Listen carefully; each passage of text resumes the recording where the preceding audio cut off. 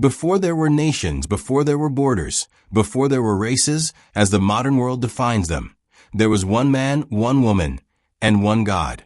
And from that single origin, all of humanity poured out across the face of the earth. But somewhere along the way, history was rewritten, art was whitewashed, and a question that should have a clear biblical answer was buried under centuries of politics, theology, and silence. Where in the Bible do black people come from? Today we are going to answer that question, not with opinion, not with politics, but with Scripture. Line by line, name by name, nation by nation. Because the Bible does not ignore black people. In fact, it places them at the very center of its oldest stories. If you are black and have ever opened the Bible and wondered, do I belong here? This video is your answer. And if you are not black, what you are about to learn will change how you read every page of Scripture you have ever held in your hands. Let us begin at the very beginning, because that is exactly where the Bible begins when it comes to the people the ancient world knew as the children of Ham. Genesis 10 is one of the most overlooked chapters in all of Scripture. It is called the Table of Nations, and it is God's own record of where every people group on earth originated. 3 sons of Noah, Shem, Ham, and Japheth, became the 3 roots from which all of humanity branched out after the Great Flood. The sons of Japheth largely migrated toward Europe and parts of Asia. The sons of Shem settled the Semitic regions, the Middle East. But the sons of Ham, they went south and west, into Africa, into Canaan, into the lands that would become the most ancient civilizations on earth. Kush, Egypt, Put, Canaan. These 4 names are not just personal names. They are the founding names of entire nations and regions. Kush is the ancient name for the land south of Egypt, what we know today as Ethiopia, Sudan, and parts of East Africa. These are the black African nations named directly by God in Genesis. Mizraim is the Hebrew name used throughout the Old Testament for Egypt, and Mizraim was a son of Ham. Every time the Bible mentions Egypt, it is referring to a nation founded by a son of the man Scripture identifies as the father of African peoples. Egypt was not a white civilization. Egypt was a Hamitic civilization, a black African civilization. And Put, most biblical scholars identify Put with the ancient region of Libya and North Africa. Canaan, the 4th son of Ham, settled the region that became the land of Israel, meaning that before the Israelites arrived, Canaan was populated by descendants of Ham. The biblical Holy Land began as a Hamitic land.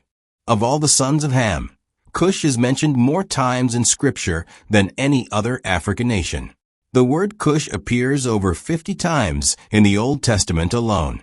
And in almost every case, it refers to the black African peoples living south of Egypt, a civilization of enormous power, wealth, and ancient heritage. Genesis 2 tells us that the Gihon River, one of the 4 rivers flowing from the Garden of Eden itself, wound through the land of Kush. Think about that. Before any nation had a name, before history had a written page, the land of the black African peoples was being watered by one of Eden's own rivers. Moses, the greatest prophet in the Old Testament, the man who spoke face to face with God, married a Cushite woman, a black African woman.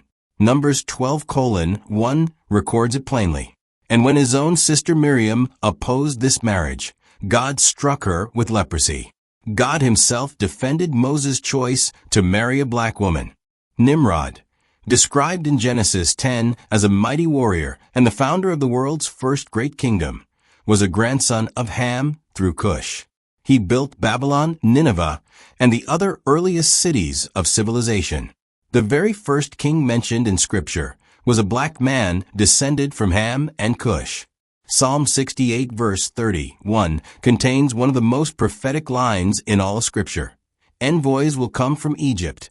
Kush will quickly stretch out her hands to God. Written thousands of years ago, this verse prophesied that Africa, Kush, the black nation, would one day reach out its hands to God. We are watching that prophecy fulfilled today.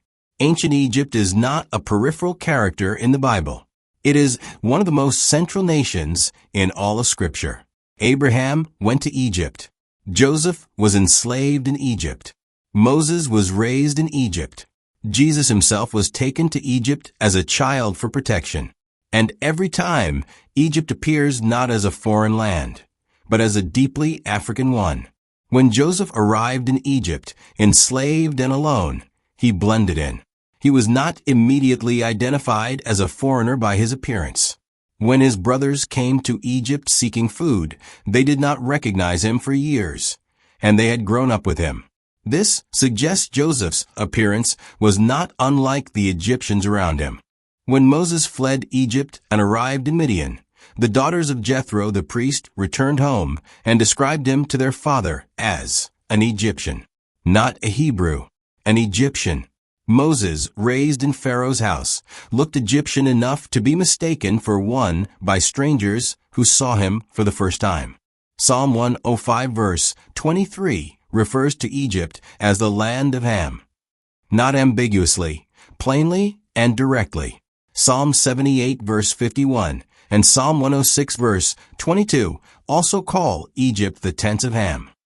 The Psalms, written by Israelites who knew Egypt intimately, consistently identified Egypt as a Hamitic African nation. This is not interpretation. It is direct biblical language. And Isaiah 19 verse 25 contains a staggering prophecy. God calls Egypt my people.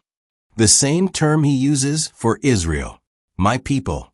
God claims Egypt, a Hamitic African nation, as his own. The God of the Bible does not belong to one race, and he never did. 1 Kings 10 records one of the most remarkable encounters in the Old Testament. The Queen of Sheba, a powerful, wealthy, and brilliant ruler, traveled from the south to seek the wisdom of Solomon. Sheba is identified by ancient tradition, Ethiopian history, and most biblical scholars as located in the Horn of Africa, what is today Ethiopia and Yemen. She was an African queen. She came with camels bearing spices, gold, and precious stones. She tested Solomon with hard questions, and he answered every one. And when she saw his wisdom, his palace, his table, his servants, and the offerings he made at the temple of God, the Bible says her breath was taken away. An African queen stood in speechless wonder at the glory of God. Jesus himself referenced this queen in Matthew 12 verse 42. He called her the Queen of the South. He praised her wisdom, her hunger for truth, her willingness to travel to the ends of the earth to find it. Jesus elevated an African queen as an example of faith and seeking, to rebuke those who stood in the presence of wisdom and refused to believe. Now fast forward to the New Testament. Acts chapter 8 records a pivotal moment in church history. An Ethiopian eunuch, a high official serving the Candake, the Queen of Ethiopia, was traveling home from Jerusalem where he had been to worship. He was reading from the book of Isaiah in his chariot. A black African official was reading Hebrew scripture. He was already a seeker of God. Philip was sent by the Spirit to run alongside his chariot. He explained Isaiah 53, the suffering servant, and told him the good news of Jesus.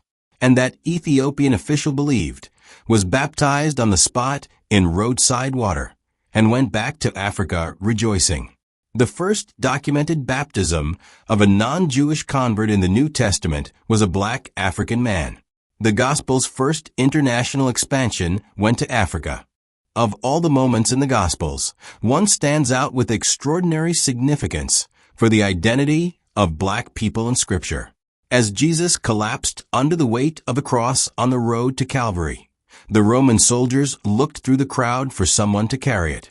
They found Simon of Cyrene. Cyrene was a major city on the North African coast, located in what is today Libya.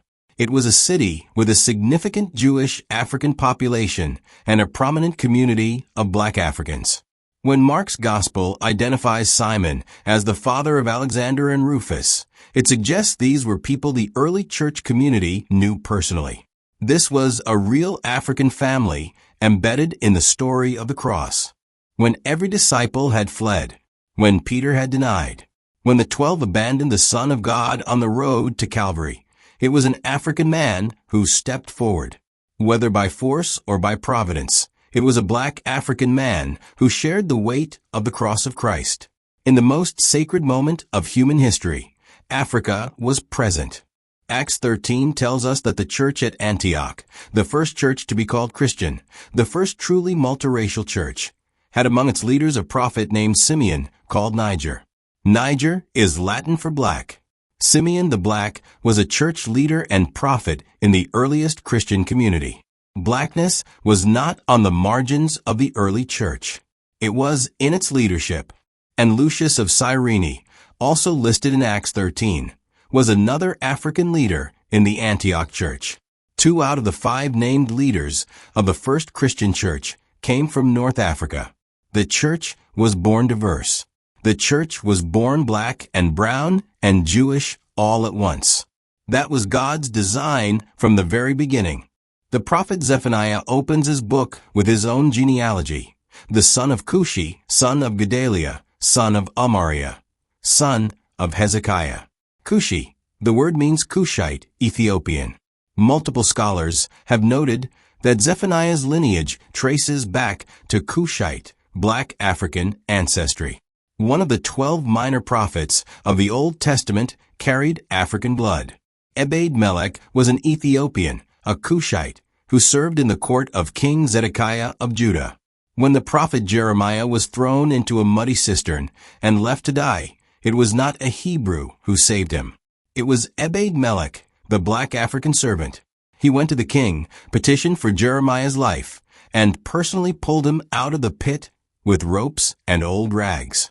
God did not let this act go unrewarded. Jeremiah 39 verses 15 to 18 records God's personal promise to Ebed-Melech. I will save you. You will not fall by the sword, but will escape with your life, because you trust in me. In the middle of the fall of Jerusalem, God stopped to personally protect a black African man who showed courage and kindness when no one else did. Throughout Scripture, black African figures appear not as slaves, not as enemies, not as background characters, but as prophets, rescuers, queens, officials, church leaders, and carriers of the cross. They appear at creation, at the flood, in the Exodus, at the cross, and at the birth of the church. The black presence in the Bible is not incidental. It is foundational. So when someone tells you that black people are not in the Bible, you now know the truth. They are in Genesis. They are in Exodus. They are in the Psalms. They are in the prophets. They are in the Gospels. They are in Acts. The Bible is not a white book. It is God's book, and God's book belongs to every people He ever made. Acts 17 verse 26 is perhaps the single most important verse for understanding God's perspective on race. From one man He made all the nations, that they should inhabit the whole earth, and He marked out their appointed times in history and the boundaries of their lands. One man, one origin. Every nation, including every black African nation, was appointed by God, placed by God, and given boundaries by God. Revelation 5 verse 9 gives us a glimpse of heaven itself, and heaven is not monochrome. The song sung before the throne of God declares, "You purchased for God persons from every tribe and language and people and nation." Every tribe, every language, every people, every nation. The throne room of God is a mosaic of all of humanity, and Africa has a place at that throne. The curse of Ham, which has been misused for centuries to justify the enslavement of black people, is not a curse on black people at all. Read Genesis 9 carefully. Noah cursed Canaan, one of Ham's sons, in response to a specific incident. It was not a global curse on an entire race. The curse of Ham as a justification for slavery was a theological lie invented by men to serve their own economic interests. It has no foundation in Scripture. Galatians 3 verse 28 dismantles every racial hierarchy ever constructed in God's name. There is neither Jew nor Gentile. neither slave nor free, nor is there male and female, for you are all one in Christ Jesus. In Christ, every wall built by race, status, and gender is demolished, not diminished, not adjusted, demolished. That is the gospel. The God of the Bible is not a tribal God. He is not the God of one color, one continent, or one culture. He is the God who formed Adam from the dust of the ground. And from that dust, every shade of human skin was always already present. Melanin is not a mistake. It is craftsmanship. And every shade of it carries the fingerprints of the Creator. The origin of black people according to the Bible is not a footnote. It is not a side conversation. It is written into the oldest chapters of the oldest book, and it has been there the entire time, waiting to be read with honest eyes. Ham built civilizations. Kush birthed kings. Ethiopia stretched her hands to God. An African queen sought wisdom that shook a nation. An African official carried the weight of a cross. A black prophet rescued a servant of God from a pit. And in the last pages of Scripture, the throne room of heaven rings with voices from every African tribe and tongue. If this truth moved something in you today, share it. Someone in your family, your church, your community needs to know that they were never absent from God's story. They were always there. They were always seen. They were always loved. Drop "I was always in the story" in the comments as a declaration of who you are in God. Subscribe so you never miss a message that is designed to ground you deeper in the Word. And check the link in the description for our free Bible study guide. Because the more you know this book, the more you will find yourself in every page of it. You are the sons and daughters of Ham. You are the heirs of Kush. You are the descendants of civilizations that the Bible honors by name. And you serve a God who placed your ancestors at the very beginning of His story and has never once looked away.